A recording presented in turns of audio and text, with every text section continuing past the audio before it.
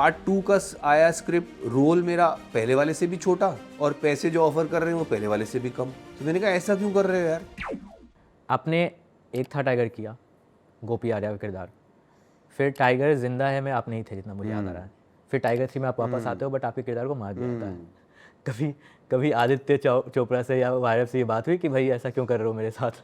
नहीं 2 भी मुझे ऑफर हुई थी।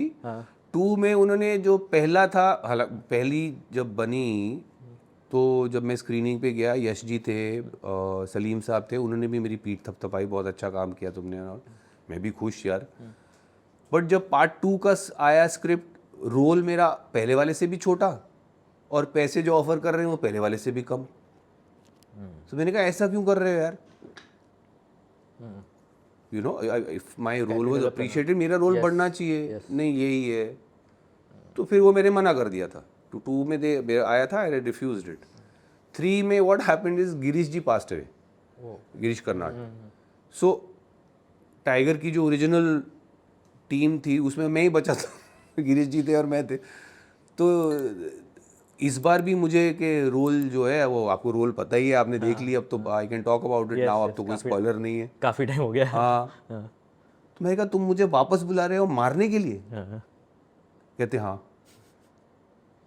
मुझे पहले तो मुझे भी चोट, फिर मैंने कहता ना एक उसमें गुस्से में आकर फिर ठीक है मैं अपने कैरेक्टर को मौत देने आ जाऊंगा कि अगर तुम ये इज्जत दे रहे हो इस कैरेक्टर को, मरने के लिए मैं आ जाऊंगा।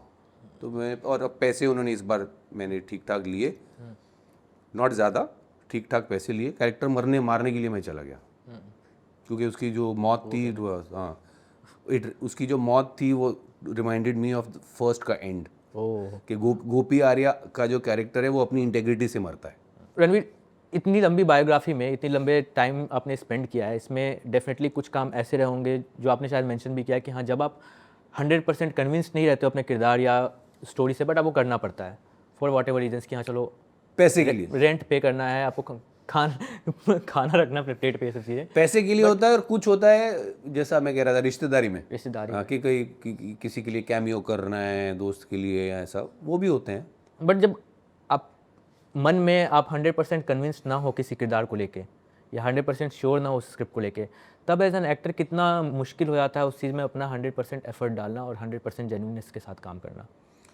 उसको then I take that as a challenge which is के अनइंटरेस्टिंग है, इसको कैसे इंटरेस्टिंग बनाना है। हाल मेरी किस्मत अच्छी है, बहुत सारा ऐसा काम लगा ही नहीं। हाँ किस्मत अच्छी है। हाँ, क्योंकि कुछ फिल्में मेरी ऐसी, मतलब कुछ तो लगी हुई हैं, ऐसा नहीं है कि मेरा जो बाहर जो पूरी फिल्मोग्राफी जो मेरी रिलीज़ हुई है, एवरी फिल्म इज़ ग्रेट ऐसा, और एवरी पार्ट इज़ ग्रेट नहीं है ऐसा, और उससे भी एक स्टेज नीचे है जो उसमें कुछ अच्छी भी हैं, कुछ ऐसी भी हैं जो लगनी चाहिए थी, नहीं लगी, बट उसमें बहुत सारी ऐसी भी हैं जो लगी ही नहीं। ये मैं हैरान होता हूँ सोच के, लोग पूरी पिक्चर बनाई और लगाई नहीं या लगी ही नहीं, मार्केट व्हाटएवर सिस्टम की वजह से। मैं हैरान होता हूँ यार। ये मेरे साथ ही हुआ है। मैंने एक शो लिखा था एक OTT के लिए, वो OTT में भी बहुत बड़ी OTT है, शो शूट हो चुका है, रखा हुआ है, बट आ नहीं रहा। फिल्म फेस्टिवल में भी प्रीमियर हो गया बट वो रिलीज नहीं हो रहा है। क्यों? रखा हुआ है। मैं हैरान हूँ, मैं इसलिए कहा ना, दाता है, दाता से हम क्या पूछ सकते हैं जी। बट सवाल अंदर मन में तो भगवान के लिए भी मन में, प्रभु जो कर रहे हो अच्छा कर रहे हो, लेकिन क्यों कर रहे हो ऐसा। Thank you for watching this full clip, और मैं आपसे वादा करता हूं कि इसका फुल पॉडकास्ट भी देख के आपको काफी मजा आने वाला है। Link in the description.